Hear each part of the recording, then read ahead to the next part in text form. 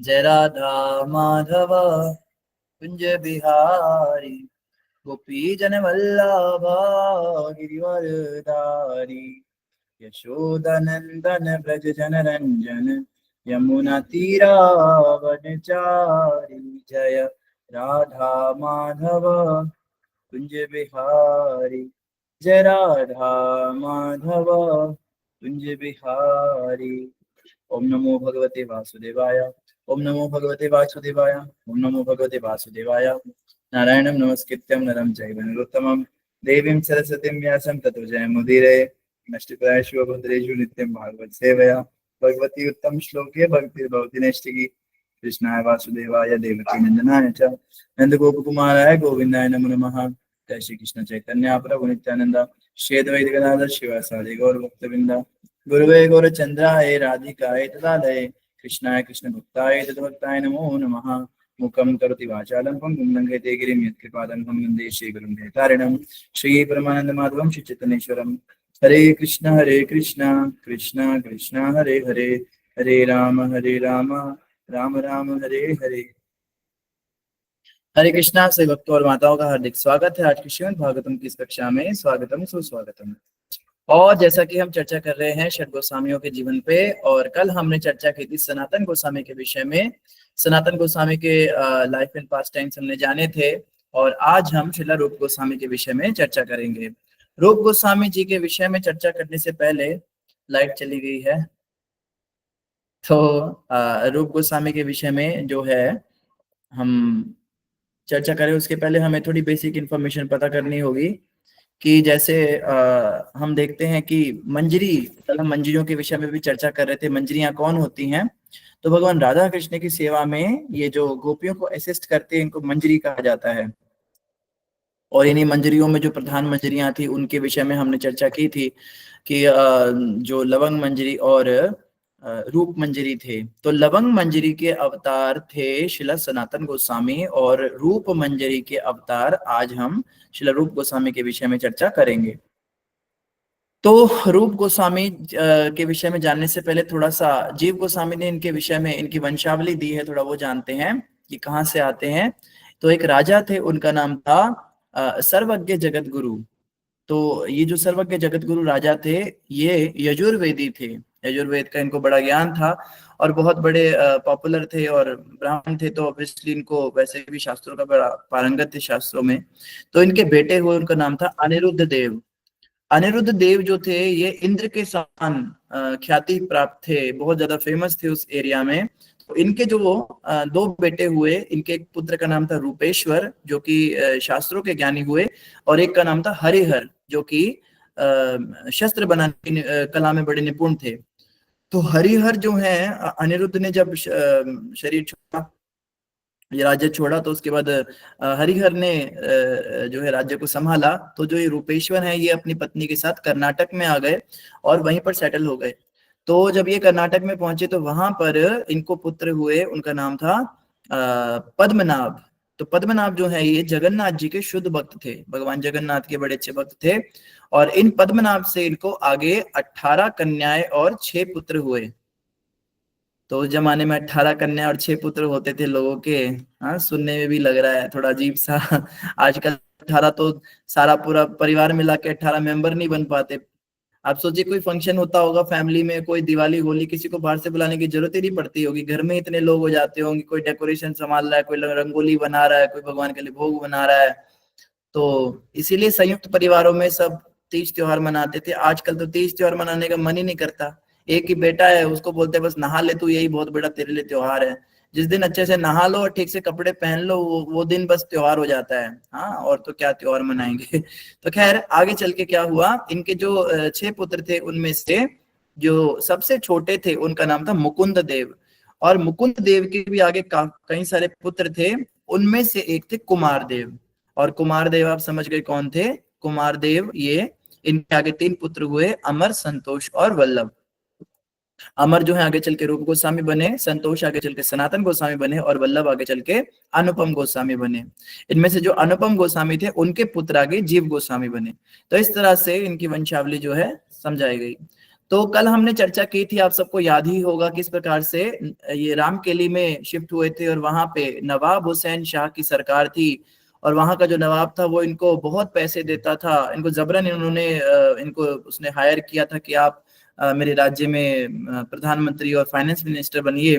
तो रूप गोस्वामी उसके वित्त मंत्री थे, फाइनेंस मिनिस्टर थे, और बहुत बड़ी सैलरी मिलती थी इनको, लेकिन ये खुश नहीं थे अपनी जॉब से।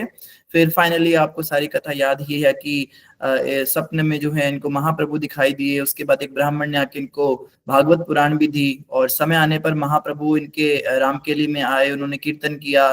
फिर रात्रि को ही छुपकर महाप्रभु से मिलने गए, क्योंकि नवाब की नौकरी में होते थे तो मुसलमान पसंद नहीं करते थे।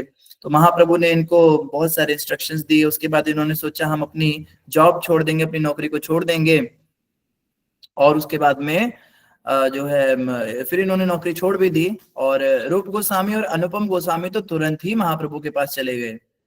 सनातन गोस्वामी ने सोचा मेरी थोड़ी सी ज्यादा रिस्पॉन्सिबिलिटी है, मैं यहाँ का प्राइम मिनिस्टर हूँ, प्रधानमंत्री हूँ, तो उन्होंने कहा मैं थोड़ी देर से आऊंगा, आप लोग जाइए। तो रूप गोस्वामी और अनुपम गोस्वामी जो हैं वहां से जब जाने लगे तो उनके पास में कई सारे सोने के सिक्के थे, उनसे उनकी नाव भर गई पूरी। तो वहां उन्होंने कुछ आधे जो सिक्के थे वो ब्राह्मणों में बांट दिए, कुछ उन्होंने इमरजेंसी के लिए एक ब्राह्मण के पास रखवाए, 10,000 सोने के सिक्के ब्राह्मण के पास रखवाए, और कुछ जो है परिवार में बांट दिए। और इस प्रकार से वो दोनों वहां से चले गए। और जब वो वहां से गए तो सनातन गोस्वामी को एक चिट्ठी लिख गए कि ऐसे ऐसे हमने 10,000 सोने के सिक्के ब्राह्मण के पास रखवाए, आपको कभी आवश्यकता हो तो आप उनको उनका प्रयोग कर लीजिएगा। तो अब रूप गोस्वामी ने अपने कुछ जो है कुछ अपने सेवकों को भेजा पता लगाने के लिए कि महाप्रभु कहाँ हैं, कि महाप्रभु वृंदावन में है या महाप्रभु जगन्नाथपुरी में है। तो उनको पता चला महाप्रभु पहले वृंदावन में थे और अभी वृंदावन से प्रयागराज आ गए हैं। तो कल हमने चर्चा की थी कि महाप्रभु सनातन गोस्वामी को कहाँ मिले थे, कौन बताएंगे? सनातन गोस्वामी से महाप्रभु कहाँ मिले थे?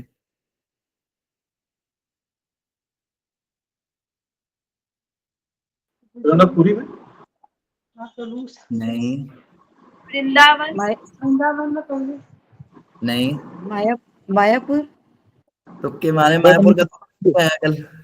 मायापुर में भी है। कहाँ मिले थे सनातन गोस्वामी? हाँ प्रभु जी वहां पे किसी के घर में मिले थे, क्या नाम था उनका, नाम भूल गया मैं। चंद्रशेखर आचार्य।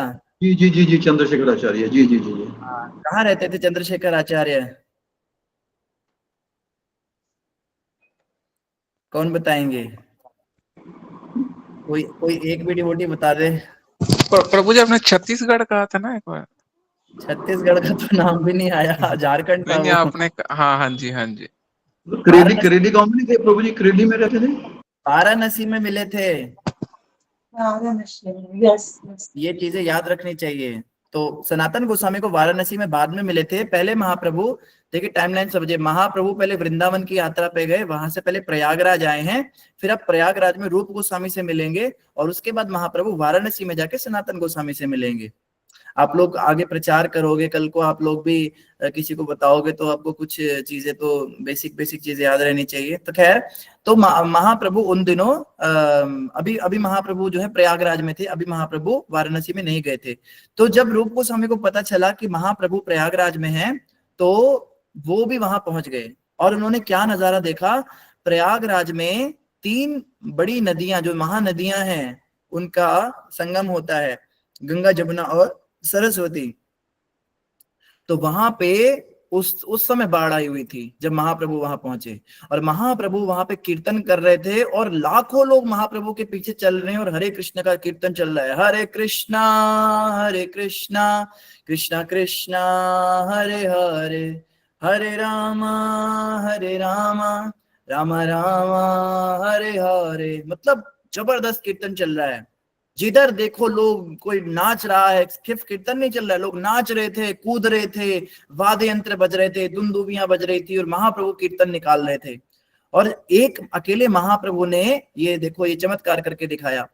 ये जो प्रयागराज है या वाराणसी है, ये ऐसी जगह है जहाँ पे मायावादियों की भरमार है, वहां पे लोग भगवान को नहीं मानते, लेकिन जब महाप्रभु वहां पे थे तो उनकी कृपा से सारे मायावादी वैष्णव बन गए थे। उस समय वहां जितने सन्यासी रहते थे सब हरे कृष्णा का मंत्र जाप करते थे। अभी आप जाएंगे तो अभी भी वहां पे कई ऐसे पंथ हैं जो हैं तो मायावादी, लेकिन महामंत्र का जाप वो लोग करते हैं।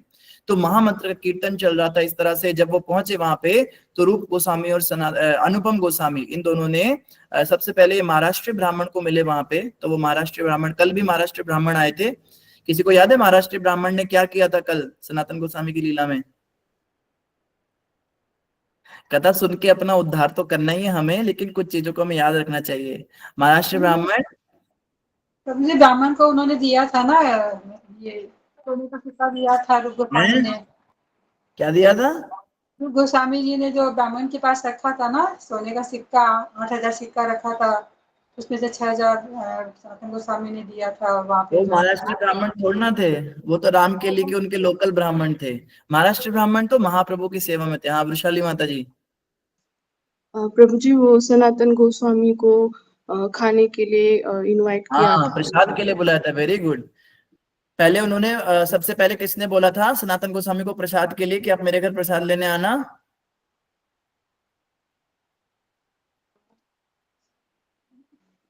जो रघुनाथ भट्ट गोस्वामी के पिता है ना, तपन मिश्र, वेरी गुड।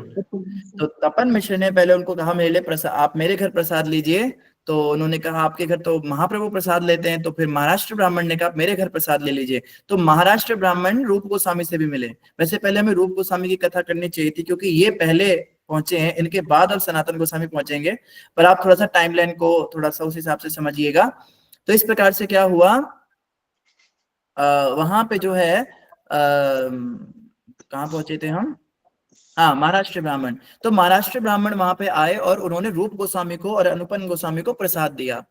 तो महाप्रभु का जो रेमिनेंट्स थे, महाप्रभु का जो उच्छिष्ट प्रसाद था वो इन्होंने पाया। और उसके बाद में महाप्रभु से मिले और महाप्रभु को देखते ही दोनों दंडवत लेट गए।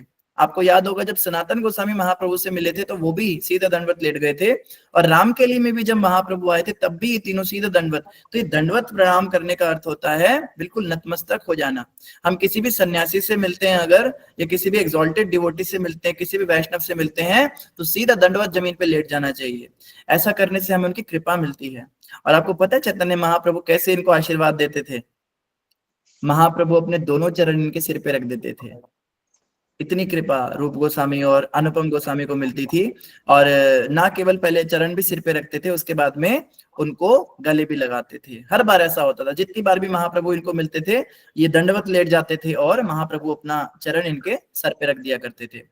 तो इस तरह से बलभद्रा भट्टाचार्य जो थे उन्होंने फिर इनको प्रसाद दिया। उसके बाद में श्री वल्लभ भट्ट आए। ये वल्लभ भट्ट एक नया नाम है, इसको भी आप याद रखिएगा। तो वल्लभ भट्ट जी जो थे उन्होंने क्या, बलभद्र भट्टाचार्य को आप सब जानते हैं ना? बलभद्र भट्टाचार्य वो हैं जो चैतन्य महाप्रभु के साथ वृंदावन में गए थे, जो झारखंड के जंगलों में महाप्रभु ने नृत्य कराया था सब जानवरों को। ये कथा आपने सुनी होगी।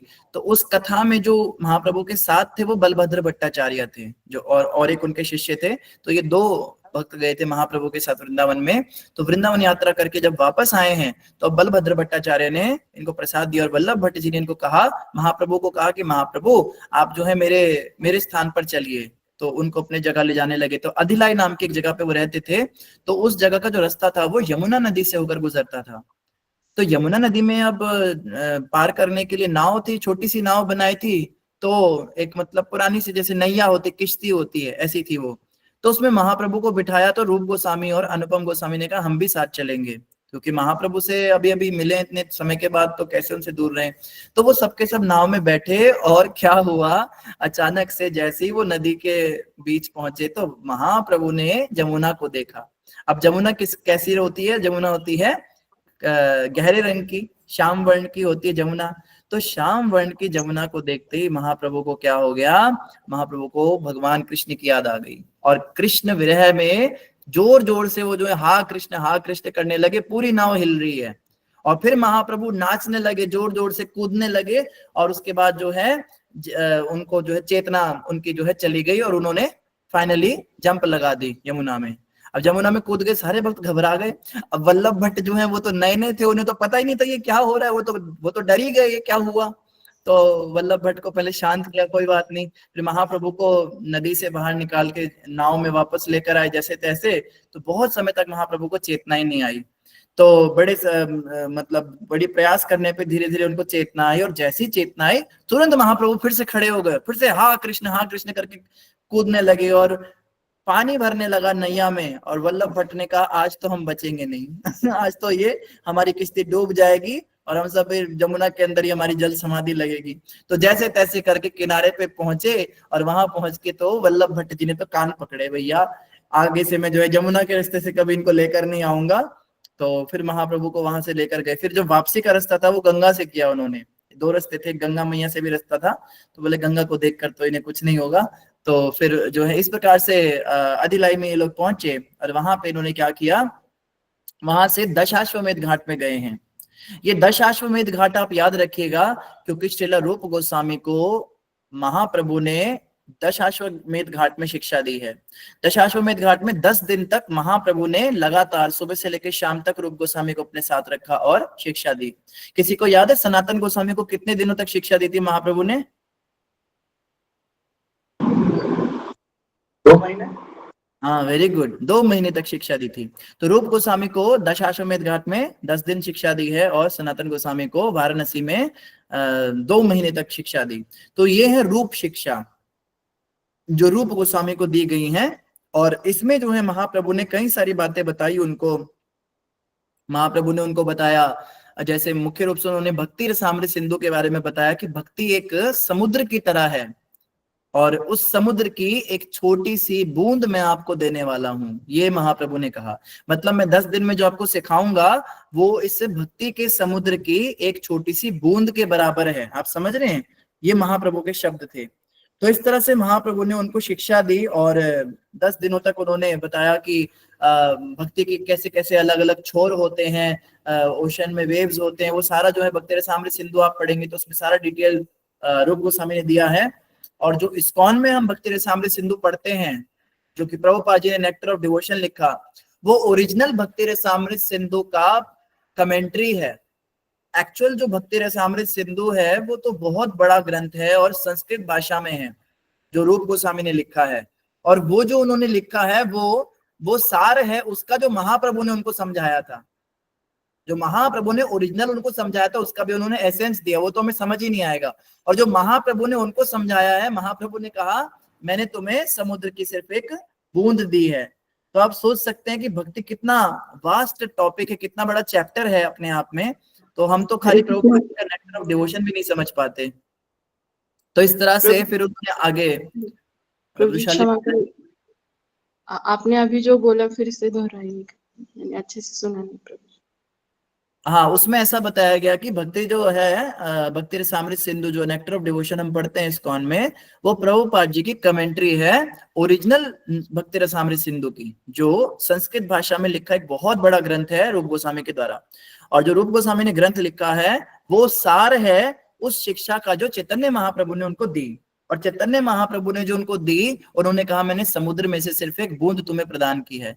तो भक्ति का जो सागर है, भक्ति ज्ञान का जो सागर है, ये बहुत अथाह है।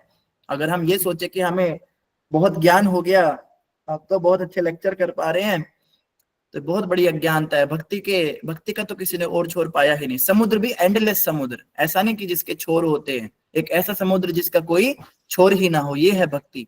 तो इस प्रकार से महाप्रभु ने आगे उनको बताया, भक्ति लता बीज के बारे में बताया कि जैसे हमने पहले भी चर्चा की थी इसके ऊपर काफी डिटेल में, कि भक्ति एक बीज की तरह होती है जो दीक्षा के समय हृदय में रोपित होती है। फिर उसको खाद पानी देना होता है। खाद पानी है हरि नाम का जाप और श्रवण। अगर आप एक दिन भी पौधे को पानी ना दो तो क्या होगा, पौधा सूख जाएगा।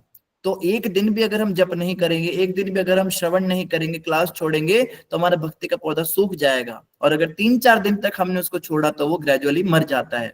और इस तरह से उन्होंने फिर अपराध रूपी हाथी के बारे में बताया। फिर उन्होंने बताया ये बेल कैसे ऊपर बढ़ती है और किस तरह से गुरु का आश्रय लेकर ये जो है इसमें फिर आगे फूल आते हैं, और फूलों में फिर कृष्ण प्रेम रूपी पके हुए फल आते हैं। और ये बेल जो है चढ़ती है ऊपर, बेल जैसे पेड़ के सहारे चढ़ती है, चढ़ते चढ़ते स्वर्ग लोक तक जाती है, वहां की सिद्धियां इसको प्राप्त होती हैं, फिर ये धीरे धीरे ब्रह्म लोक तक जाती है, फिर ये विरजा नदी को भेद के भगवान के गोलोक धाम तक पहुंचती है और भगवान कृष्ण के चरणों में जाकर लिपट जाती है। तब जो है इस बेल का कह लीजिए कि जीवन सफल होता है। तो इस प्रकार से ये शिक्षा भी रूप गोस्वामी को दी और इस तरह से फिर आगे कई सारी बातें बताई उनको। तो क्या हुआ,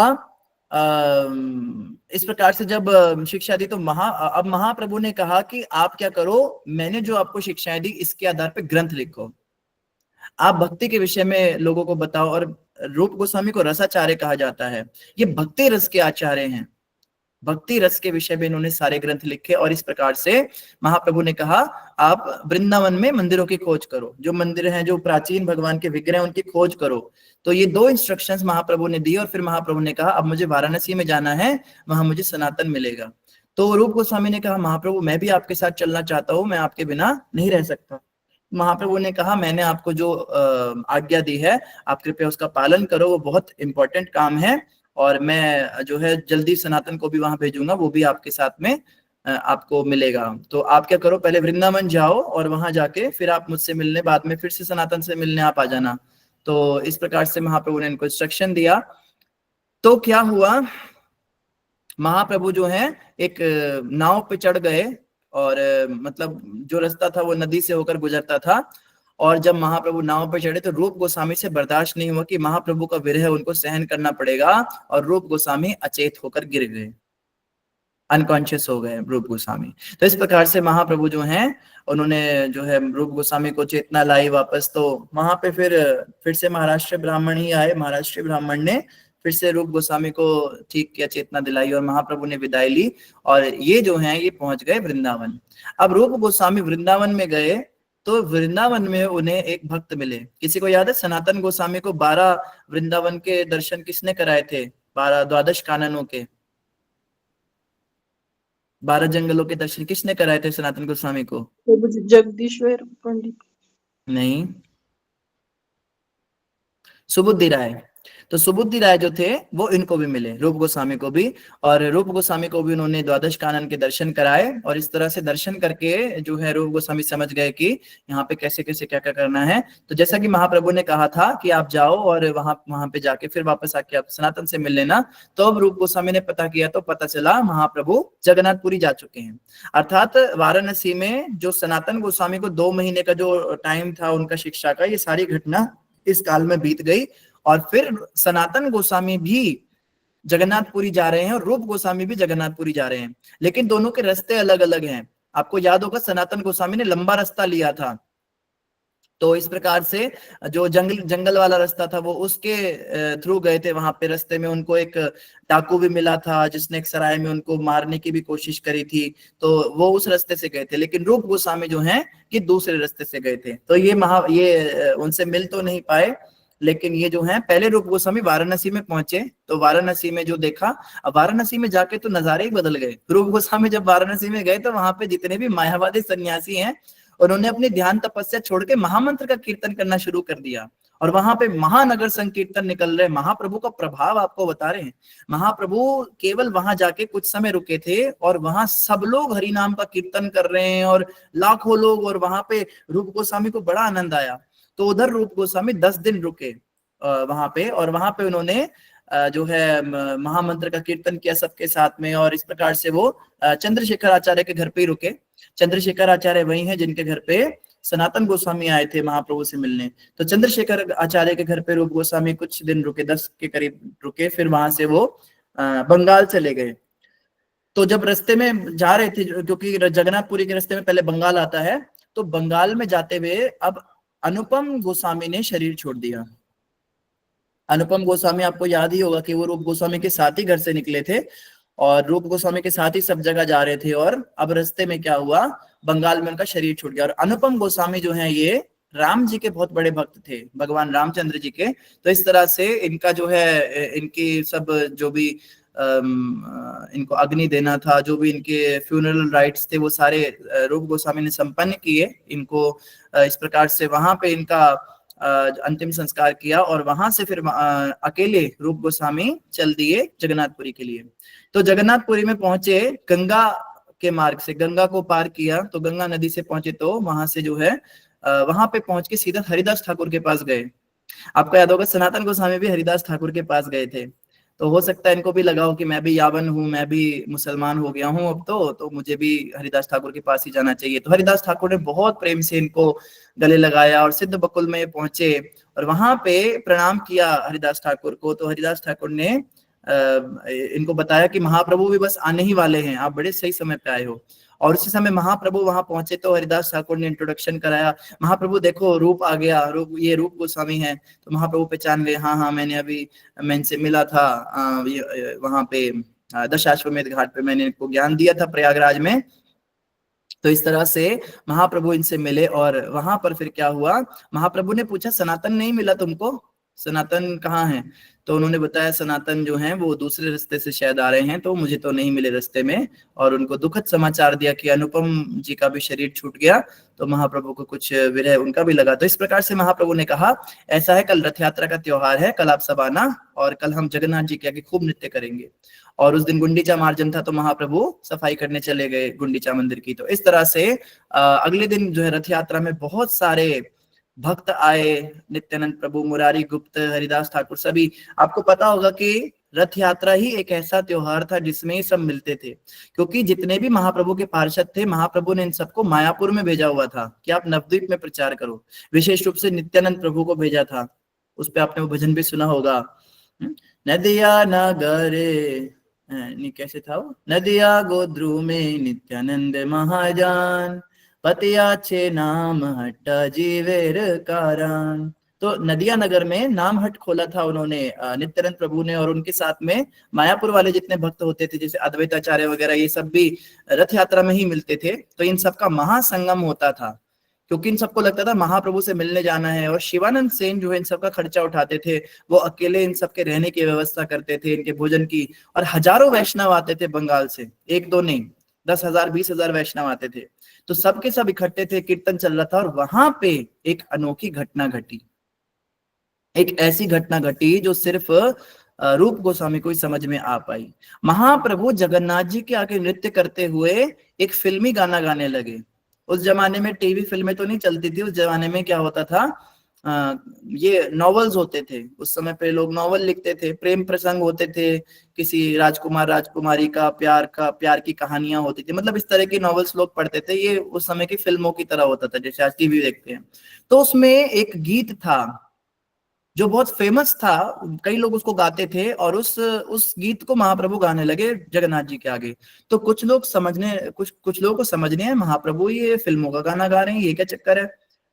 तो मुझे एग्जैक्टली वो याद नहीं है, आई थिंक वो, अगर मैं गलत नहीं हूं तो वो भी जो है इनकी कृति थी, एक कोई बहुत बड़े नाट्यकार थे। तो इस तरह से अगर, तो उसका अर्थ ये था कि मैं भी वही हूं, तुम भी वही हो। एक प्रेमिका अपने प्रेमी को कह रही है, मैं भी वही हूं, तुम भी वही हो, और हमारे बीच में संबंध भी वही है, लेकिन ये जगह वो नहीं है। हे सखा, तुम मुझे वापस रेवा नदी के किनारे ले चलो जहां पर हम पहली बार मिले थे, जब तुम जवान थे मैं भी जवान थी। और मतलब इस तरह से वो कुछ बोल रही है कि मुझे वापस उस एरा में जाना है जहां पे चंपक के फूल हमारे रास्ते में बिखरे थे और सुंदर हवा चली थी, और वो दिन मुझे याद आता है, ऐसे करके कुछ है। तो जब महाप्रभु ये गाने लगे तो स्वरूप दामोदर गोस्वामी समझ गए, और लेकिन मतलब हर कोई समझ नहीं पाता था महाप्रभु को। तो तुरंत क्या हुआ, रूप गोस्वामी को समझ में आ गया कि महाप्रभु क्या कहना चाहते हैं। तो रूप गोस्वामी ने बैठे बैठे अपने मन में एक श्लोक रच डाला, और उस जमाने में कागज नहीं होते थे, तो वो पेड़ों के पत्ते पे लिखते थे। तो उस पे उन्होंने एक बड़ा सुंदर वही गीत लिखा, थोड़ा सा चेंज करके। तो उसका उन्होंने कुछ इस तरह से संस्कृत में लिखा कि हे कृष्ण, तुम भी वही हो, मैं भी वही हूं, लेकिन ये जगह वो नहीं है। तुम चलो मेरे साथ वापस उस वृंदावन में जहां पे कदम कानन के नीचे और यमुना के तट पर हम लोग प्रथम बार मिले थे, वहां जब हम मिले थे वहां वो आनंद था। तो ये उन्होंने क्यों लिखा, एक्चुअली में महाप्रभु कौन है, महाप्रभु हैं श्रीमती राधा रानी, जो कृष्ण के विरह में तड़प रही हैं। कृष्ण विरह में जो व्याकुल है वो राधा रानी है महाप्रभु। और जगन्नाथ कौन है? जगन्नाथ वो द्वारिकाधीश कृष्ण है जो वृंदावन वासियों के विरह में तड़प रहे हैं। आप जगन्नाथ जी की कथा जानते हैं, जगन्नाथ जी का रूप कैसे बना था। तो कृष्ण जो, ये जगन्नाथ वो कृष्ण है जो राधा रानी को बहुत ज्यादा याद कर रहे हैं, और ये महाप्रभु वो राधा रानी जो कृष्ण को बहुत ज्यादा याद कर रही हैं। और इनका मिलन कहाँ हुआ था? कुरुक्षेत्र में। ये कथा आपको हमने सुनाई थी एक बार। कुरुक्षेत्र में ये मिले थे और वहां पे प्रथम रथ यात्रा हुई थी, जब वहां पे उनके रस्से खोल दिए गए थे। तो महाप्रभु उस भाव में चले गए राधा रानी के, और वो सोच रहे हैं कि मैं राधा हूं और ये मेरे श्याम सुंदर हैं, लेकिन ये कुरुक्षेत्र की भूमि है। और वहां पे राधा रानी ने इस प्रकार से प्रार्थना की थी भगवान को कि आप, ये मैं भी वही हूं, आप भी वही हो, लेकिन यहाँ कुरुक्षेत्र में वो मजा नहीं आ रहा मिलने का, आप चलिए वृंदावन। तो कुछ ऐसा कुछ हृदय का भाव था। अब ये बात रूप गोस्वामी को पता चल गई कि महाप्रभु इस भाव में भजन गा रहे हैं या ये गाना गा रहे हैं। तो उन्होंने वो श्लोक चेंज करके उन्होंने एक जगह पे वो रखा और वो स्नान करने चले गए। तो जब रूप गोस्वामी स्नान करने गए थे तो पीछे से महाप्रभु ने आके वो पढ़ लिया, और महाप्रभु की दोनों आंखें फटी की फटी रह गई। अरे ये मेरे हृदय का भाव कैसे जान गया? आप सोचिए, महाप्रभु ने किसी को बताया थोड़ा ना था इस बारे में कि महाप्रभु क्या सोच रहे हैं। तो ये बात जब महाप्रभु ने देखी तो महाप्रभु तुरंत कहते हैं ये किसने लिखा है? तो स्वरूप दामोदर गोस्वामी को कहते हैं ये किसने लिखा है? बोले वो रूप ने लिखा है। कहते हैं ये तो बड़ा इंटेलिजेंट लड़का है, इसको मेरे दिल की बात कैसे पता लग गई? तो जैसे ही रूप गोस्वामी आए तो महाप्रभु के हाथ में वो कागज था, तो रूप गोस्वामी थोड़े शर्मा गए। तो महाप्रभु ने उनको थप्पड़ मारा प्यार से गाल पे। कहते अरे बदमाश, तुझे कैसे पता चल गया मेरे हृदय का ये भाव था? तो इतने में जो है महाप्रभु ने स्वरूप दामोदर गोस्वामी को वो श्लोक देखा, देखो क्या लिखा है इस लड़के ने, देखो कितना मेरे हृदय के भाव को जान गया, ये बदमाश कैसे जान गया। तो वहां पे जो है इस प्रकार से मतलब महाप्रभु ने वो कहा कि ये मैं रखता हूँ। अब वो वाला जो श्लोक है उन्होंने रख लिया इस तरह से। और उसके बाद में जो है सारे भक्तों के साथ प्रसाद का समय हो गया। आप सबको पता ही होगा कि सनातन गोस्वामी की तरह रूप गोस्वामी भी कभी जगन्नाथ जी के दर्शन करने नहीं गए, वो भी कभी मंदिर में नहीं जाते थे। तो दर्शन जो है रथ यात्रा पे ही भगवान को, जगन्नाथ जी को दर्शन करते थे। तो जब प्रसाद चल रहा था तो वहां पे अद्वैताचार्य, नित्यानंद प्रभु, सारे बड़े बड़े पार्षद, सब गदाधर पंडित और मतलब जाने माने पर्सनैलिटीज, आप सोचिए सब बड़े बड़े पंच तत्व जिन्होंने खूब नगर कीर्तन किया, जिनके हजारों हजारों शिष्य सारे बैठे थे। और वहां पे महाप्रभु कहते हैं रूप इधर आ, वो श्लोक पढ़ के सुना सबको जो तूने लिखा है। तो रूप गोस्वामी को बड़ी शर्म सी आई, सब इतने बड़े बड़े वैष्णवों के सामने मैं कैसे। कहते अरे पढ़ना, पढ़, शर्माता क्यों है? बहुत उनको बोला उन्होंने, लेकिन रूप गोस्वामी को शर्म बड़ी आ रही थी, उन्होंने पढ़ा नहीं। तब महाप्रभु ने स्वरूप दामोदर गोस्वामी को कहा तो तुम पढ़ के सुनाओ। तो स्वरूप दामोदर गोस्वामी ने जब वो श्लोक पढ़ा तो सारे भक्त अचंभित रह गए। कहते हैं ये क्या, ये कैसे इसने लिख दिया इतना? मुरारी गुप्त और हरिदास ठाकुर सब वहां थे। कहते हैं ये तो बहुत सुंदर श्लोक लिखा है। महाप्रभु कहते देखो ये बदमाश मेरे दिल की बात जान गया, इसको कैसे पता चल गया मेरे बारे में। तो इस तरह से रूप गोस्वामी वहां पे बड़े शर्माए। तो एक जगह पे इसके पहले रूप गोस्वामी ने एक और श्लोक लिखा था। रूप गोस्वामी जो है कई तरह के श्लोक लिखते रहते थे।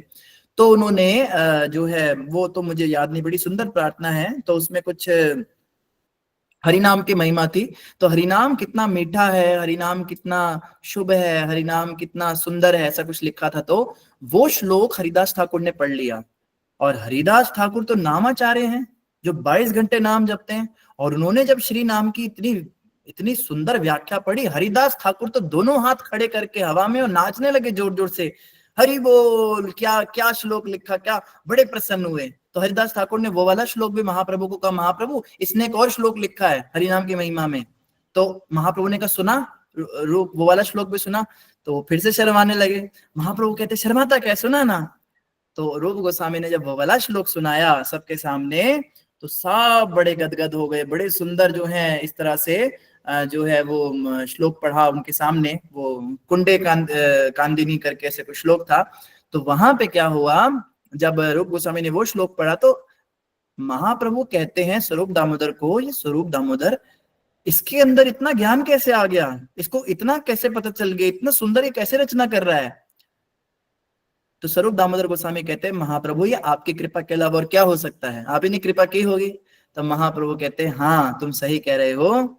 जब मैं इसको मिला था प्रयागराज में, तो वहां मैंने इसको अपने हृदय से लगाया था और उस समय मैंने अपनी सारी समस्त शक्तियां इसको अर्पित की थी।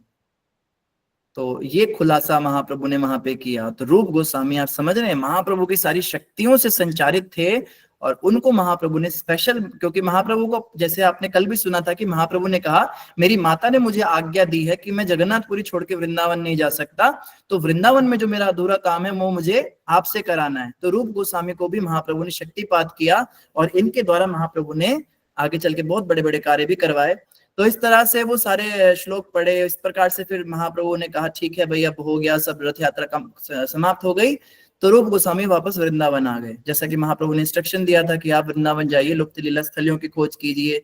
तो वहां पे वो सनातन गोस्वामी से मिले और इस प्रकार से रूप सनातन गोस्वामी एक कुटिया बना के भजन करने लगे। ये माधुकरी करने जाते थे ब्रजवासियों से और आटा लेकर आते थे, और आटे को या फिर चपाती लेकर आते थे, आटा भी नहीं लाते थे क्योंकि इनके पास टाइम नहीं होता था। जिन आचार्यों के पास, देखो आचार्य क्या करते थे, दिन भर ग्रंथ लिखते रहते थे।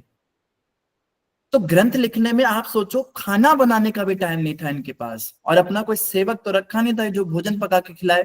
तो रोटियां लेकर आते थे। आप सुनना चाहेंगे रोटियों को कैसे पाते थे? ये रोज माधुकरी करने भी नहीं जा सकते थे क्योंकि रोज जाएंगे तो समय व्यर्थ होगा। तो 3 दिन की रोटी इकट्ठी ले आते थे और उनको चूरा बना के धरती में दबा लेते थे। धरती के अंदर, धरती एक तरह का फ्रिज का काम करते थे, उसमें खराब नहीं होता था। और थोड़ा थोड़ा खोद के वो चूरा निकालते थे, उसको यमुना के जल में, खारे जल में मिलाते थे और वो पाते थे। बस कोई आइसक्रीम्स, कॉर्नेटो या कोई Domino's pizza, chocolate shake, burger, हाँ ये कुछ नहीं लेते थे वो। बस वो रोटियों के जो चूरे हैं उसको यमुना जल में मिला के पीते थे। इस प्रकार से और भजन करते थे और ग्रंथ लिखते थे। ऐसा इनका तपस्वी जीवन। तो एक बार कई दिन बीत गए, सनातन गोस्वामी को मदन मोहन जी मिल गए। मदन मोहन जी का मंदिर बना, ये कल आपने सुना था। तो उसके बाद में रूप गोस्वामी के हृदय में तीव्र इच्छा हुई गोविंद देव जी के कब मिलेंगे। गोविंद देव जी कहीं मिल नहीं रहे थे। तो एक दिन बड़े विकल होकर जमुना के किनारे जाके रोने लगे, जोर जोर से रोने लगे, हा गोविंद करके। कहते गोविंद देव जी कहाँ हैं, कब मिलेंगे। जब बहुत जोर जोर से रोने लगे और बड़े विकल हो गए तो अचानक से वहीं जमुना के किनारे पर एक सुंदर सा बालक आ गया और कहता है बाबा क्यों रोता है। कहता है गोविंद देव जी नहीं मिल रहे, मुझे महाप्रभु ने आज्ञा दी थी और गोविंद देव जी कहाँ हैं। ये गोविंद देव जी कौन है? अब तो जयपुर में आप सब जानते हैं, राजस्थान में गोविंद देव जी के विग्रह हैं। वज्रनाभ हुए हैं भगवान श्री कृष्ण के प्रपौत्र। भगवान श्री कृष्ण के जो पड़पोते थे उनका नाम था वज्रनाभ। आप सब जानते हैं कि भगवान कृष्ण का पूरा परिवार जो है वो युद्ध में मारा गया था। तो भगवान की सारी रानियां बची थी और एक वज्रनाभ जी बचे थे। तो रुक्मिणी आदि जो रानियां थी, भगवान कृष्ण तो जा चुके थे। तो वज्रनाभ जी ने सोचा कि इन रानियों ने, मेरी परदादियों ने मेरे परदादा कृष्ण को देखा है, तो कृष्ण की जैसी दिखने वाली एक मूर्ति बनवाऊंगा, उनके एक विग्रह बनवाऊंगा ताकि उसकी पूजा हो सके। तो रुक्मिणी आदि सारी रानियों को बोला और एक मूर्तिकार को बुलाया। तो उनको बोला इनको वर्णन करो, तो जैसा वर्णन करेंगी वैसा तुम विग्रह तैयार करो। तो रानियों ने बताया ऐसे दिखते थे, ऐसे दिखते थे, ऐसा चेहरा था, ऐसे नक्श थे। तो मूर्तिकार ने जब वो मूर्ति बनाई तो वो विग्रह तो पूरा हो गया, लेकिन जब रानियों के सामने वो आया तो रानियों ने कहा चेहरा तो भगवान जैसा है लेकिन बाकी कुछ मैच नहीं करता। तो मूर्तिकार को दोबारा बोला एक और विग्रह बनाओ, दोबारा फिर से वर्णन हुआ। फिर जब वो मूर्ति आई तो बोला इनका वक्षस्थल भगवान से मैच करता है, बाकी कुछ मैच नहीं करता। तो तीसरा विग्रह जब बनवाया फाइनली, तो तीसरे में बोला इनके चरण जो है भगवान से मैच करते हैं, बाकी कुछ मैच नहीं करता। तो ये तीनों विग्रह बन गए, गोविंद देव, गोपीनाथ और मदन मोहन। ये विग्रह जो हैं इनके आज भी इनके विषय में बहुत, ये तीनों ही वृंदावन में थे। तो तीनों की वृंदावन में स्थापना की गई। बोला तीनों के दर्शन इकट्ठे अगर आप एक ही दिन में करते हो तो संपूर्ण श्री कृष्ण के दर्शन का फल मिलता है। अब तो गोविंद देव जी जयपुर चले गए, गोपीनाथ जी भी जयपुर में है और मदन मोहन जी करौली चले गए। तो अगर आपको तीनों के दर्शन करने एक ही दिन में तो सुबह से लेकर शाम हो जाती है, पूरा ट्रेवल करके जाना पड़ता है, कई भक्त लोग करते हैं। तो इस तरह से वज्रनाभ जी ने और भी कई सारे मंदिर बनवाए। वज्रनाभ जी ने अपने समय पे 4 देव ठाकुर की स्थापना कराई थी उस समय पे। गोविंद देव जो कि वृंदावन में थे, एक हरिदेव जी जो हैं अगर आप जाएंगे ब्रज में ही तो मेरे ख्याल से वो गोवर्धन में है, और हरिदेव, और उसके अलावा गोविंद देव, हरिदेव, बलदेव जो है ये आपको मिलेंगे दाऊजी मंदिर में, दाऊजी मंदिर जहाँ मिश्री का भोग लगता है उनको, तो ये बलदेव भी उस जमाने के हैं। और चौथे हैं केशव देव। केशव देव जी जो हैं ये अभी लुप्त हैं, अभी मिले नहीं, या तो हरिदेव लुप्त हैं और केशव देव जी मथुरा में। तो इस तरह से 4 देव थे, इनके उन्होंने मंदिर बनवाए थे। 4 देवी बनवाई थी। वृंदा देवी जो है उनका मंदिर आपको मिल जाएगा ब्रज में ही, ये सारे ब्रज में महात्म्य आता है। और इसके अलावा एक मंदिर उन्होंने बनवाया था चंद्रावली देवी, तो 2 और देवी के विग्रह बनवाए थे इन्होंने। हाँ, सावित्री माता जी जानती हैं इनके डिटेल्स? कोई डिवोटी इनके डिटेल्स जानता हो तो बता सकता है? ठीक है। केशव देव जन्मभूमि के पास है। जन्मभूमि में कौन है? केशव देव उनके पास ही है। हाँ, केशव देव जी। तो इसका मतलब हरिदेव अभी लुप्त है, हरिदेव अभी तक मिले नहीं है। हरिदेव जी भी बड़ी जल्दी प्रकट होंगे। धन्यवाद माता जी। तो इनके अलावा 4 इन्होंने क्षेत्रपाल की स्थापना कराई, जिनमें चकलेश्वर महादेव, ये आपको मिलेंगे गोवर्धन में, और गोपेश्वर महादेव जो वृंदावन में मिलेंगे, और इनके अलावा एक भूतेश्वर महादेव और एक और हैं। तो इस तरह से ये 4 जो, हाँ जी, ठीक है।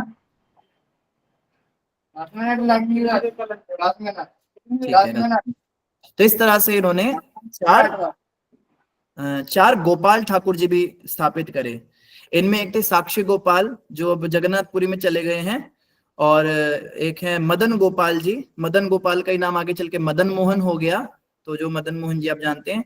एक गोपाल जी जो श्रीनाथ जी बन गए, जो कि जिनके लिए जो आपने खीर चोर गोपीनाथ वाली कथा सुनी होगी, वहां पे माधवेंद्रपुरी वाले गोपाल जी थे। और एक गोपाल जी, इनका मंदिर भी कहीं जो है राजस्थान में ही है। तो 4 गोपाल ठाकुर, 4 देव, 4 देवी और 4 क्षेत्रपाल, ये इन्होंने 16 विग्रह अपने जमाने में इन्होंने मंदिर बनवाए थे। तो समय के साथ धीरे धीरे वो लुप्त हो गए। मुगलों का भी अटैक हुआ तो कोई छुपा दिए गए। तो वृंदावन में इस समय कोई नहीं थे, बस मदन गोपाल जी मिले थे। मदन गोपाल जो सनातन गोस्वामी को मिले थे, तो उनका नाम मदन मोहन हो गया था। तो गोविंद देव जी को ढूंढने की इनकी बड़ी लालसा थी। तो वो छोटा सा जो बालक आया, उसने आके कहा, बाबा मैं तुझे बताता हूँ गोविंद देव कहाँ हैं।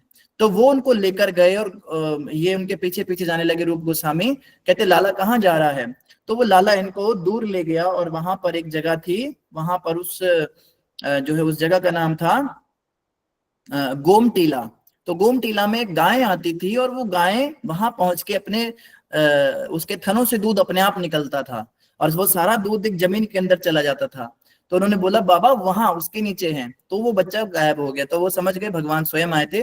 तब रूप गोस्वामी ने सारे ब्रजवासियों को बुलाया, और समस्त ब्रजवासियों ने आके जब खोदा उस जगह को, तो वहां से गोविंद देव जी प्रकट हो गए। श्री श्री राधा गोविंद देव भगवान की जय। तो गोविंद देव जी इस तरह से जब प्रकट हुए, तो रूप गोस्वामी बड़े प्रसन्नचित हुए, और उन्होंने उनके लिए मंदिर बनवाया। गोविंद देव जी का मंदिर 7 मंजिला था, बहुत सुंदर मंदिर, और लाल पत्थर का बना हुआ। आज भी उसके 2-3 मंजिलें बची हुई हैं, बाकी तो सब औरंगजेब ने तुड़वा दी। उनका यही काम था, हम बनवाते थे और वो तुड़वाते थे। और ये लोग कहते हैं हिस्ट्री में कि मुगलों ने बहुत आर्किटेक्चर दिया इंडिया को। आर्किटेक्चर इनका केवल बम ब्लास्ट से इन्होंने दिया है, और कुछ नहीं किया इन्होंने। तो खैर इस तरह से गोविंद देव जी का मंदिर बना। तो एक दिन जो है रात्रि को स्वप्न में रूप गोस्वामी को वृंदा देवी आई। तो वृंदा देवी ने कहा, तुमने गोविंद देव जी को प्रकट किया, मुझे भी तो प्रकट करो। तो उन्होंने पूछा, आप किधर हैं? तो उन्होंने बताया, ऐसे ऐसे मैं वहां पर हूँ। तो वहां पे जब ये गए, तो इनको वृंदा देवी भी मिली। तो वृंदा देवी भी जो है प्रकट हुई, उनके लिए भी उन्होंने बड़ा सुंदर मंदिर बनवाया। तो इस तरह से 2 मंदिर रूप गोस्वामी ने बनवाए। और इस प्रकार से इनकी जो हैंडराइटिंग थी, जो ये पत्तों पे लिखते थे, इनकी हैंडराइटिंग ऐसी थी जैसे मोतियों की लड़ी हो।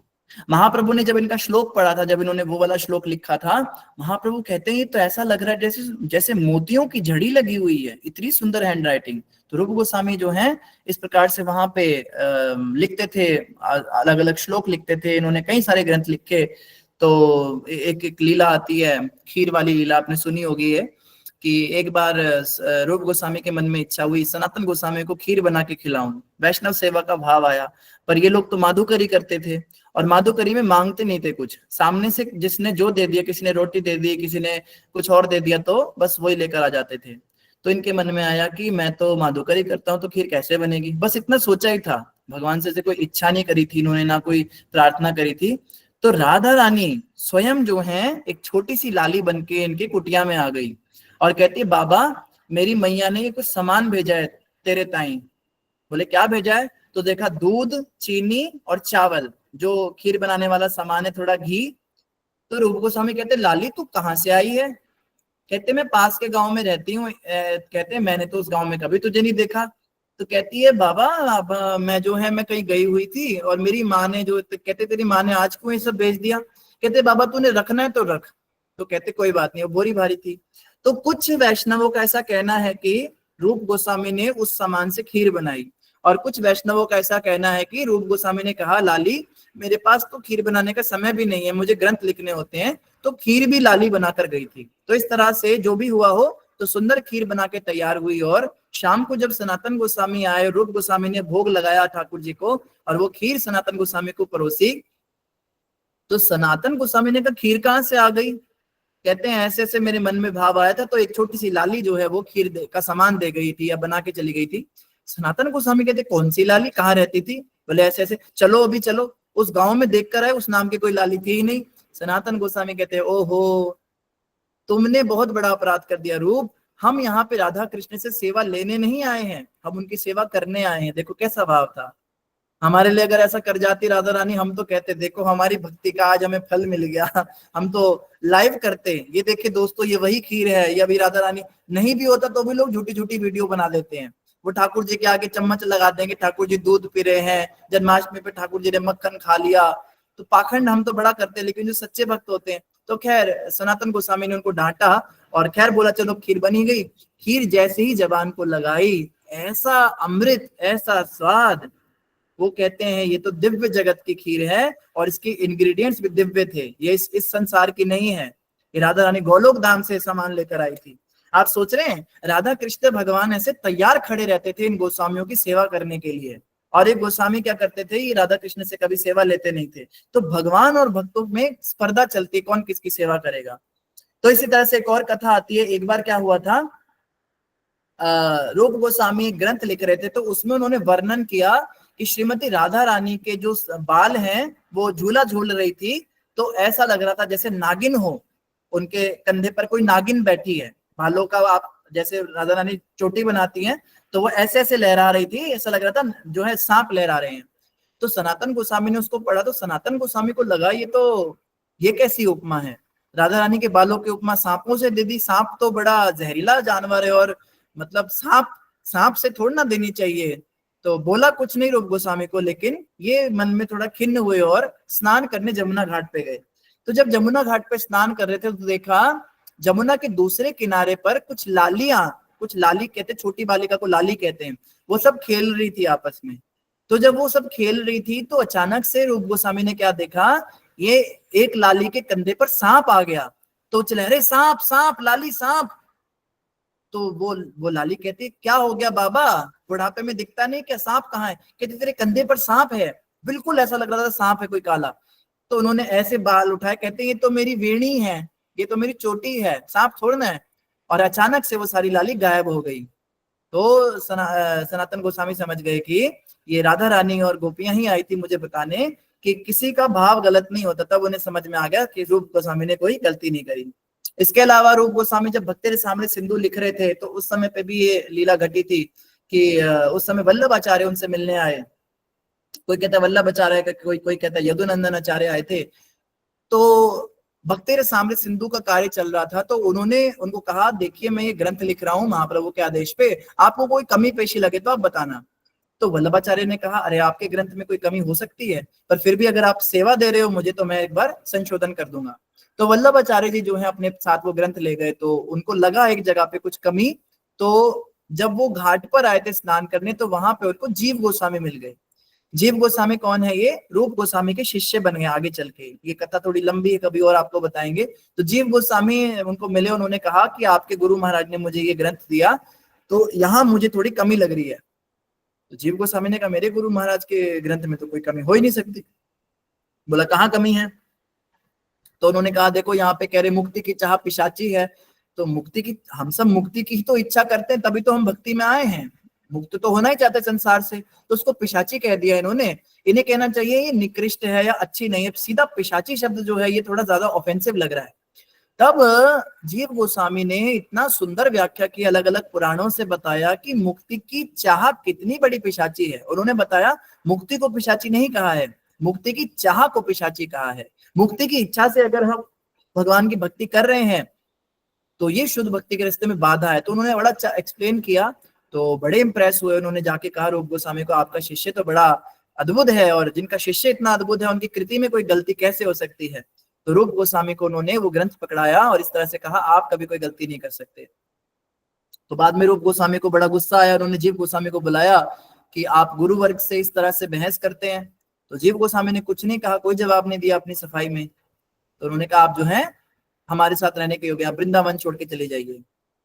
तो चुपचाप निकल गए गुरु आज्ञा पे, कोई इफ एंड बट नहीं किया, और जाके जो है एक जगह पे रहने लगे। तो वहां पे एक मगरमच्छ का गड्ढा था, मगरमच्छ वहां पे नहीं रहता था, उस गड्ढे में चले गए और दिन रात बस रोते रहते, मेरे गुरु ने मेरा तिरस्कार कर दिया, मेरा क्या होगा। हरि नाम जपते थे और धीरे धीरे शरीर जो है उनका दुबला हो गया, बहुत पतला हो गया, उनको अल्सर हो गया शरीर में। तो एक दिन सनातन गोस्वामी ने उनको देखा, कहते, जीव यहाँ क्या कर रहा है, बाहर निकल। तो कुछ बोल नहीं पा रहे, शरीर में जान ही नहीं बची है। कभी कोई ब्रजवासी दूध दे जाता था, कभी कोई एक आधा कोई रोटी दे जाता था तो दे जाता था, मांगते कुछ नहीं थे। तो सनातन गोस्वामी ने कहा, बाहर आओ, बाहर भी नहीं आ पाए, इतनी बुरी हालत। तो फिर सनातन गोस्वामी ने जैसे तैसे उनको खींच के निकाला और फिर वो उनको रूप गोस्वामी के पास ले गए। भाई इसकी हालत देखो, तुम जीव दया करते हो, तुमने अपने जीव पे तो दया नहीं करी। तब जो है रूप गोस्वामी ने कहा, मुझे पता है इन्होंने कोई गलती नहीं की थी, लेकिन आगे आने वाली पीढ़ियों को ये संदेश देना था, उनको एक कह लीजिए कि उनको एक नॉलेज देनी थी, उनको एक सबक देना था कि गुरु की सेवा कितने हम्बल होकर की जाती है, कि गुरु बिना गलती के भी डांटे तो कैसा व्यवहार करना है। इसलिए मैंने जीव के साथ ऐसा किया। तो बाद में जीव गोस्वामी फिर से ठीक हो गए। फिर कई सारी कथाएं आती हैं इसमें। तो एक बार क्या हुआ है, सपने में भगवान आए रूप गोस्वामी के और उनको बोला, तुम मेरा एक विग्रह बना के अपने शिष्य जीव को दो, उनको गिफ्ट करो। रूप गोस्वामी ने कहा, मैं आपको कोई मूर्तिकार दिख रहा हूं, मुझे विग्रह बनाना थोड़ा ना आता है पत्थरों से, मैं कैसे विग्रह बनाऊंगा। तो भगवान ने कहा, उनका नाम था दामोदर, भगवान दामोदर थे। उन्होंने कहा, तुम चिंता मत करो, मैं तुम बस हाथ में छेनी हथौड़ा पकड़ना और मैं तुम्हारे हाथ चलाऊंगा। तो इस प्रकार से सुंदर एक पत्थर लाया गया और छेनी हथौड़ा लेके रूप गोस्वामी ने धीरे धीरे उनको बनाना शुरू किया। तो श्री श्री राधा दामोदर प्रकट हुए। श्री श्री राधा दामोदर भगवान की जय। आज आप वृंदावन में जाएंगे तो राधा दामोदर जी के आपको दर्शन होंगे। कल हमने बात की थी गिरिराज चरण शिला की, वो चरण रखा था ना, भगवान कृष्ण ने मुरली बजाई थी जिसमें भगवान का चरण का छाप है। तो वो चरण शिला जिस मंदिर में है वो मंदिर राधा दामोदर मंदिर है। तो राधा दामोदर जी के विग्रह साक्षात रूप गोस्वामी ने अपने हाथों से बनाए और जीव गोस्वामी को गिफ्ट किए बड़े प्रेम से। तो जीव गोस्वामी ने उनको अपना हृदय का प्राण स्वरूप मानकर उनकी सेवा की, अपने गुरु का ही भाव रखते थे उनमें, और राधा दामोदर जी की बहुत अच्छे से सेवा करते थे। तो रूप गोस्वामी जी की कई सारी और भी घटनाएं आती है। एक बार रूप गोस्वामी एक जगह पे जा रहे थे, थोड़ा मतलब भ्रमण कर रहे थे, तो साउथ इंडिया के अंदर एक जगह आई, उसका नाम था सत्यभामापुर। तो वहां पे जब रात्रि को सोए तो स्वप्न में एक बड़ी सुंदर दिव्य स्त्री आई, बहुत ही सुंदर देवी आई, और वो कहती हैं रूप गोस्वामी को कि तुम जो है, तुम बस खाली अपने कृष्ण की वृंदावन की लीलाएं लिखते हो, तुमने द्वारिका लीलाएं क्यों नहीं लिखी। तो वो बताते हैं, मैं सोच रहा था कि मैं एक आधी द्वारिका की लीला भी उसके बीच में डाल दूंगा मैं, क्योंकि हम तो श्याम सुंदर भगवान के पुजारी, हम तो वृंदावन वाले कृष्ण को ज्यादा मानते हैं। तो वो कहती, मैं सत्यभामा हूँ और मैं चाहती हूँ, तुम इतना अद्भुत लिखते हो, तुम्हारी लेखनी इतनी अद्भुत है, मैं चाहती हूँ तुम द्वारिका लीलाएं भी लिखो, लेकिन उसको अलग ग्रंथ में लिखना। मैं जो है, सत्यभामा जी का अपना अलग ही थोड़ा स्टाइल है, बात करने का स्वैग है उनका। कहती, मैं नहीं चाहती उस ग्रंथ के बीच में मेरे कुछ आए, मेरा अलग से ग्रंथ होना चाहिए, भगवान की द्वारिका लीलाओं को अलग से लिखो। तो उन्होंने कहा, जो आज्ञा आपकी। तो रूप गोस्वामी ने 2 ग्रंथ जो है बड़े सुंदर लिखे। एक उन्होंने लिखा ललित माधव, जिसमें भगवान के वृंदावन की लीलाएं लिखी, और अलग से एक ग्रंथ लिखा विदग्ध माधव, उसके अंदर उन्होंने द्वारिका की भगवान कृष्ण की सत्यभामा आदि रुक्मिणी आदि के साथ में जो लीलाएं वो लिखी। तो इस प्रकार से जो है आगे चल के फिर जीव गोस्वामी को दीक्षा दी, जीव गोस्वामी आए और कई तरह के उन्होंने ग्रंथ लिखे, उनकी कई सारी कृतियां हैं, उसका कुछ एक छोटी सी लिस्ट हमारे पास है।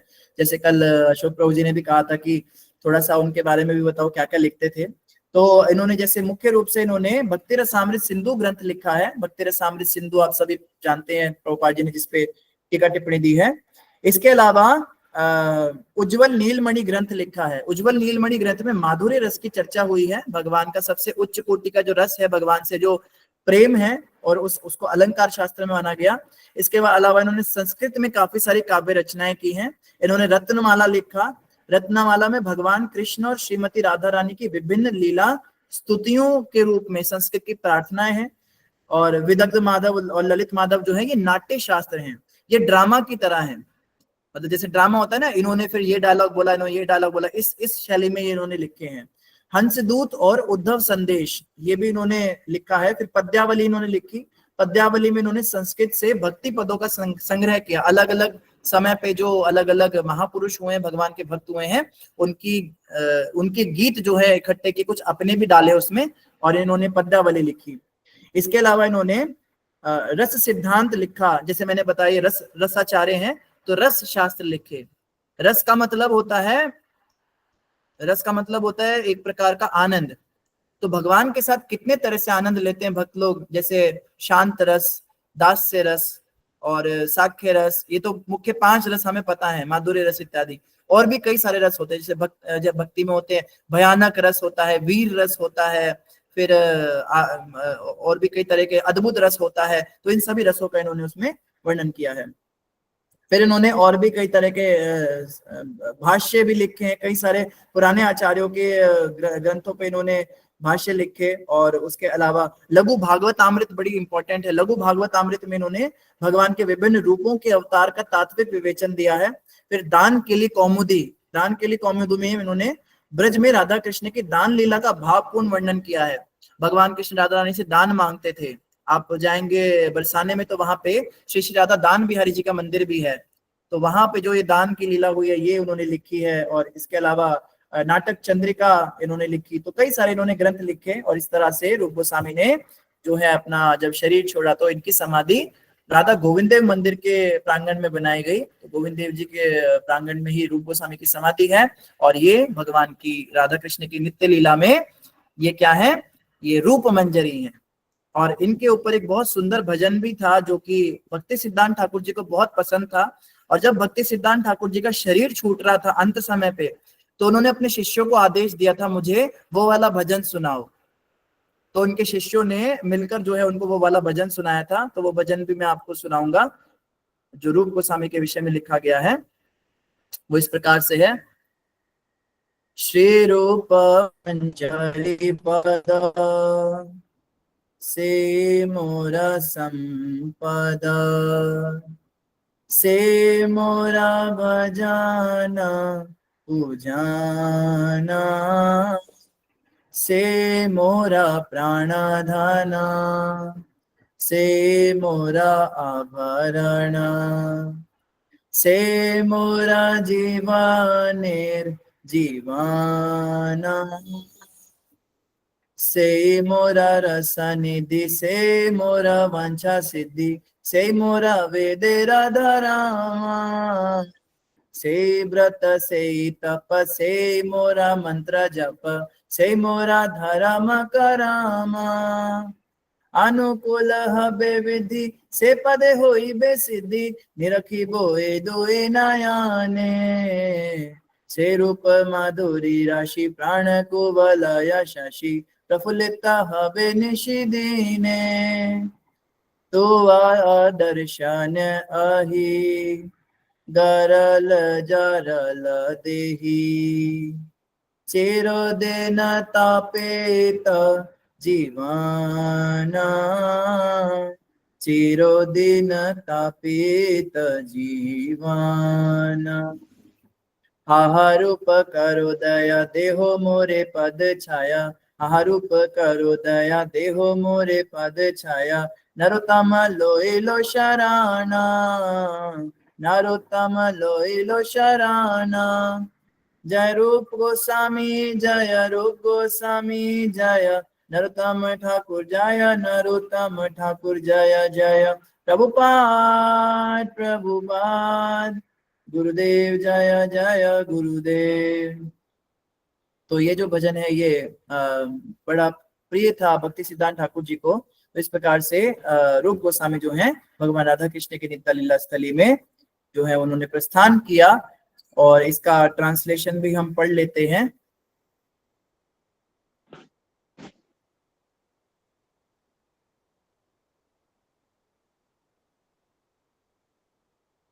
हरे कृष्णा। तो ये जो भजन है ये विशेष रूप से नरोत्तम दास ठाकुर जी ने लिखा है। नरोत्तम दास ठाकुर जी ने कई तरह के भजन लिखे हैं जिनमें उन्होंने कई सारे आचार्यों के विषय में चर्चा की है, लेकिन विशेष रूप से रूप गोस्वामी के ऊपर जो पूरी तरह से डेडिकेटेड जो ये भजन है, इसमें उन्होंने क्या लिखा, रूप मंजरी ही मेरे सब कुछ है, श्री रूप मंजरी के चरण कमल ही मेरा खजाना है, मेरा भक्ति सेवा है और मेरे उपासना के वस्तु हैं, वे मेरे जीवन को सार्थकता प्रदान करने वाले हैं और वही मेरे जीवन के भी जीवन हैं, वे रस की पराकाष्ठा हैं, वे ही प्राप्ति के योग्य सिद्धि हैं, मेरे लिए वे ही वैदिक शास्त्रों का परम नियम है, वे ही मेरे सभी व्रतों तपो और मंत्र के जप, मौन मंत्र जपने वाले मंत्र हैं और उन सबका वास्तविक अर्थ है, वे ही धर्म है और वे ही आध्यात्मिक क्रियाओं का आधार है। अनुकूल भक्ति सेवा की शुद्धकारी प्रक्रिया से मनुष्य सिद्धि प्राप्त करता है और इन दो नेत्रों के से दर्शन कर सकता है। उनका दिव्य स्वरूप मेरे हृदय में चंद्र किरणों के समान प्रकाशमान है और इस कारण मेरा हृदय भी प्रकाशित होकर प्रतिफल देता है। अन्य शब्दों में सामान्य चंद्रमा रात्रि को प्रकाशित करता है और उसकी किरणें अन्य वस्तुओं को आलोकित करती हैं।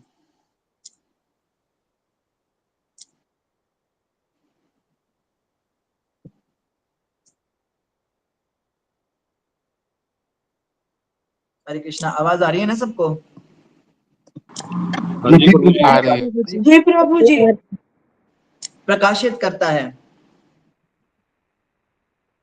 परंतु श्री रूप मंजरी के स्वरूप की आभा का यह चंद्रमा हृदय में प्रकाशमान होकर हृदय को भी आलोकित कर देता है और उसे आध्यात्मिक लोक की ओर प्रकाशित करता है। यह चंद्रमा केवल रात्रि में ही नहीं वरन दिन में और रात में निरंतर प्रकाश देता है। आपके दर्शन के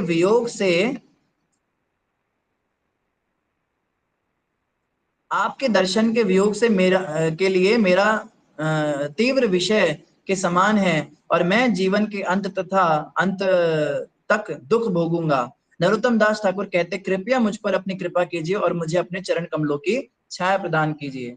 तो इस प्रकार से जो है ये रूप गोस्वामी के चरणों में प्रार्थना कर रहे हैं। तो ये जो है रूप गोस्वामी का जीवन चरित्र था और आज हमने रूप गोस्वामी का संग किया। हम सब प्रार्थना करेंगे रूप गोस्वामी के चरणों में कि गोलोक धाम में वो रूप मंजरी के रूप में हमें भी आशीर्वाद दें। और जैसा कि हमने बताया था, जब हम आचार्यों का संग करते हैं, आचार्यों के कथा को ध्यान से सुनते हैं, तो उनके गुण हम में भी आ जाते हैं। तो रूप गोस्वामी अपने चरणों की धूलि का एक कण हमें भी बना ले और हमें भी ऐसे दिव्य गुण प्रदान करें ताकि हम भी भक्ति में आगे बढ़ सके। शिला रूप मंजरी की जय, शिला रूप गोस्वामी की जय, वृंदावन के शंकर की जय। हरे कृष्ण। हरि बोल, हरि बोल। रुद्र प्रभु की जय, जिन्होंने हमें हरे कृष्ण। रसपान कराया। हरि बोल, जय प्रभु जी। हरे कृष्ण। श्री हरि बोल, हरि बोल, हरि बोल, हरि बोल, हरि बोल प्रभु जी, हरि बोल। आपके चरण में। हरे कृष्णा। तो किसी भक्त का, किसी माता का अगर कोई प्रश्न है तो आप अपना प्रश्न जो है पूछ सकते हैं। और समय थोड़ा सा ज्यादा हो गया, क्षमा कीजिएगा। थोड़ा सा भी जब तक ये चलेगी, जब तक ये जन्माष्टमी है तब तक थोड़ा सा लेट चलेगा टाइम, बाद में फिर से हम ठीक कर देंगे। जी सुमिता माता जी। हरे कृष्णा प्रभु जी, दंडवत प्रणाम। सही भक्तों को दंडवत प्रणाम। ये प्रभु जी क्वेश्चन ये है कि जैसे कि वो आप बताए कि इसमें ये जो भी लुप्त हो गए थे मंदिर वो वापस आए और 7 मंजिल भी बना, ये सब कुछ हुआ। फिर मुगल लोग आए, फिर 3-4 मंजिल तोड़ दिए। तो जब भगवान की इच्छा से सब कुछ बना और भगवान के पास पूरा प्लानिंग तो हो गई कि ये कब है, तो क्या भगवान की ही मर्जी थी कि ये मुगल लोग आए और वो कर दी? क्योंकि भगवान तो सबके हृदय में है, तो वो उसको दे सकते थे अंदर से कि नहीं यहाँ मत जाओ, या तो कुछ उसका मन बदल देते। क्योंकि उसमें समय लगा, उसमें इतना एफर्ट भी लगा, भगवान जी के इतने पार्षद आए और भगवान पूरी की टीम आई वहां वहां से। तो ऐसा क्यों किया भगवान ने, या तो उनकी कोई लीला का पार्ट था ये कि ऐसा होना ही था, मतलब मुगल को आना, वो तो आना था ही मुगल को, लेकिन मुगल तोड़ दिए, ये इसका क्या कुछ कुछ तो रहस्य होगा इसके पीछे। और एक और क्वेश्चन है प्रभु जी, ये है कि जैसे एक कि एक करके बताएं, हाँ हाँ ठीक है। फिर मैं भूल जाऊंगा। तो बहुत ही अच्छा और बड़ा अपने सिग्निफिकेंट प्रश्न किया सुमिता माता जी। और कृष्ण बलराम में यही अंतर है। बलदेव का मंदिर तोड़ने भी आए थे मुगल, आप देखेंगे बलदेव जी ब्रज छोड़कर नहीं गए, बलदेव का मंदिर आज भी, दाऊ जी का मंदिर वहीं पर है। तो जब वहां पे मुगल आने लगे तो बलदेव जी तो बलदेव है, कहते वो तो कृष्ण है, उसकी बात अलग है। तो उधर तो पीछे से पीछे ही सबको जो है खदेड़ दिया बलदेव जी ने, एक घोड़े के ऊपर सवार होकर उनको दिखाई दिए मुगलों को, और उन्होंने जो है अकेले सारे मुगलों की फौज, सब सेना को त्रस्त कर दिया। तब एक के सपने में भी आकर जो है उसको चुनौती दी, अगर तेरे मतलब उन्होंने कुछ ऐसे शब्द बोले, तुम्हें हिम्मत है दोबारा कभी आंख उठाकर देखना इस वाले मंदिर पे। तो मुगल जो है वो घबरा के इतना पीछे चले गए, बलदेव के मंदिर को आज तक कोई क्षति नहीं पहुंची। तो मुगल जो है, भगवान कृष्ण की इच्छा थी, ये हमने पहले भी डिस्कस किया था कि भक्ति वृंदावन तक सीमित थी उस समय। मीरा जी का जो काल था, जो महाप्रभु का काल था, उस समय वृंदावन में वो सब ठाकुर प्रकट हो रहे थे। और रंजना माता जी आपका माइक अनम्यूट हो गया, क्योंकि वो आएगी नहीं ना कल्पना, तो रंजना माता जी, धन्यवाद। तो इस तरह से जो है मुगलों के आने का एक माध्यम बनाया भगवान ने कि वृंदावन के जितने ठाकुर हैं वो बाहर जाएं और प्रचार करें। आप देखिए गोविंद देव जी जब बाहर गए तो पूरे राजस्थान में प्रचार हो गया। जब जो साक्षी गोपाल हैं ये उड़ीसा में गए तो पूरे उड़ीसा में प्रचार हो गया। और इस तरह से करौली में मदन मोहन जी गए तो वहां प्रचार हो गया। तो सब जगह पे भक्ति का एक लहर पहुंची। तो कहीं ना कहीं भगवान की कुछ स्वयं की इच्छा थी। तो वो जो है, तो कुछ विग्रह जो नहीं भी गए, जैसे राधा रमन जी नहीं गए और बलदेव जी नहीं गए, वृंदा देवी नहीं गई, वृंदा देवी भी, चंद्रावली भी जो है ये भी अभी तक ब्रज में ही है। तो कुछ कुछ गए कुछ नहीं गए। तो ये भगवान का जैसे प्लान था उसके अकॉर्डिंग सब हुआ। भगवान की बिना इच्छा के तो मुगल क्या, साक्षात मुगलों का सरदार भी आ जाए, अगर साक्षात रावण और हिरण्यकश्यप जैसे लोग भी जो हैं वो भी नरसिंह भगवान के आगे टिके नहीं, तो ये छोटे से मानव क्या कर लेंगे। तो भगवान की इच्छा तो निश्चित रूप से थी ही, और भगवान ने इनको निमित्त बनाया। और वो कई सारे कारण है, पापियों का पापों का घड़ा भी भरना होता है ताकि उनको दंड दिया जा सके। तो पापों का घड़ा भरने के लिए इस तरह से उनको प्रेरित किया कि तुम जो है भक्तों पर अत्याचार करो, मंदिर तोड़ो, तो इस तरह से उनको नरकों में सजा देनी भी होगी। तो कई सारी बातें होती हैं माता जी। जी प्रभु, धन्यवाद धन्यवाद प्रभु जी, समझ में आया। एक और प्रश्न ये है कि जैसे कि मंजरी लोग जो वहां से आए थे यहाँ पार्षद बन करके, तो वहां का जगह खाली हो गया कि वो वहां भी थे यहाँ भी थे और बाकी ब्रह्मांड में भी थे, ऐसा है होता है क्या, मतलब कि जैसे कि हरिदास ठाकुर का भी है कि वो ब्रह्मा जी के ही अवतार है, तो ब्रह्मा जी का पोस्ट खाली हो गया और हरिदास ठाकुर बन गए, कि उधर भी थे इधर भी थे और पता नहीं कितने जगह थे। हरे कृष्णा। ये भक्ति का ज्ञान जो है समुद्र की तरह है, और इसकी एक बूंद भी अभी तक हमें समझ नहीं आई। तो इन पूरी एग्जैक्टली अगर आप कहें गोलोक धाम में क्या नियम है कि कोई आता है तो वो वहां भी रहता है क्या, और टाइम लैप्स कितना है, क्योंकि गोलोक धाम में तो समय ही नहीं है। समय ही जहां पर नहीं है वहां पे कुछ टाइम के लिए कोई कैसे जा सकता है, वहां टाइम ही नहीं है। तो कुछ चीजें हम अपने ब्रेन से अभी समझ नहीं सकते। एक तो आचार्य कहते हैं हम लोग भी इस संसार में नहीं है, हम वहीं पर हैं अभी। हम लोग गोलोक धाम में ही हैं। तो वो ऐसा बताते हैं कि गोलोक धाम में सब कुछ दिव्य है। जैसे हम इस संसार में सपना देखते हैं तो सपने में हम अलग दुनिया में पहुंच जाते हैं और वहां पे कुछ हो रहा होता है तो कितना रियल लगता है, लेकिन वो वर्चुअल रियलिटी होती है, उसको हम वहां पे चीजों को छू नहीं सकते। लेकिन जो गोलोक धाम में हम सोते हैं और वहां सपना देखते हैं तो वो ये संसार के रूप में मैनिफेस्ट होता है। तो एक्चुअली में हम गोलोक धाम में भगवान कृष्ण की गोद में लेट के सपना ही देख रहे हैं इस समय, और ये बड़ा ही डरावना सपना है। भगवान जल्दी इसको खत्म करे, और जैसे ही सपना टूटेगा वहां पे हमारी आंख खुलेगी और फिर हमें रियलाइज होगा हम तो सपना देख रहे थे। तो मतलब बहुत सारे अलग अलग कॉन्सेप्ट्स हैं ये, इसको समझना इतना आसान नहीं है। पर हाँ कुछ तो होता होगा, जब हम गोलोक धाम जाएंगे तो पता चल जाएगा कि वहां पे भी रहती है मंजरियां, कैसे क्या चलता है। सुमिता माता जी। जी जी प्रभु जी, बहुत बहुत धन्यवाद प्रभु जी। हरे कृष्णा। हरे कृष्णा। सुमित प्रभु जी, सुमित प्रभु सुमिता माता दोनों बहन भाई हमारे साथ हैं। हरे कृष्णा। हरे कृष्णा प्रभु जी। प्रभु जी, हमने जैसे शुरू में हम सीरियल वगैरह देखते थे जब, तो उसमें का होता था ना कि मतलब असुर लोग भगवान से लड़ते थे। तो मतलब फिर धरती पर आते थे, फिर अराजकता फैलाते थे और भगवान जन्म लेकर मतलब अवतरित होकर ऐसा उनका मतलब करते थे। तो ये कहा भी जाता है ना, जो ऐसा करते हैं, जैसे आपने कहा ना कि मुगल लोग जैसे मंदिर तोड़ते थे, तो ये अराजकता फैलाते थे, तो ये भी असुर ही हुए ना। जैसे ये मैंने किसी से सुना भी था, मतलब जैसे शुक्राचार्य की संतानें और ऐसे, मतलब तो ये असुर ही है मतलब एक हिसाब से तो। हाँ, असुरी हैं। शुक्राचार्य का तो मुझे पता नहीं, लेकिन इनके कार्य तो सारे असुरों वाले ही हैं। मंदिर हाँ तोड़ना, जी, हिरण्यकश्यप भी यही करता था। जो हरि का हाँ नाम जी, जपे उसको यातनाएं देना। जो भगवान, इनके राज्य में भगवान विष्णु का नाम नहीं जपा जा सकता, इन्होंने अपना एक अलग ही भगवान बना रखा है जो एग्जिस्ट ही नहीं करता है। तो बिल्कुल असुरों वाले ही काम हाँ है सारे। जी, गौ माता का वध करना, हिरण्यकश्यप भी हाँ गौ जी, वध हाँ करता जी, था। तो सारे ट्रेड्स मैच हो रहे हैं, तो हो सकता है उनके वंश से हाँ आए हैं। जी, हाँ जी।